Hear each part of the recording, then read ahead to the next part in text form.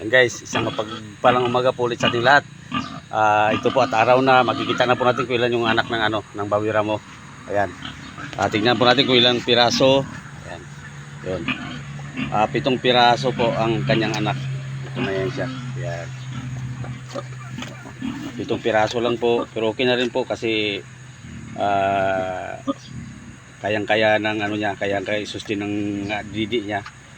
Kaya okay lang kahit 7 lang piraso. Ang expectation ko kasi mga 10 or more than 10. Pero ang ibinigay po sa atin ng Panginoon is 7 piglets lang. Pero okay na po yan. Blessings pa rin yan para sa akin.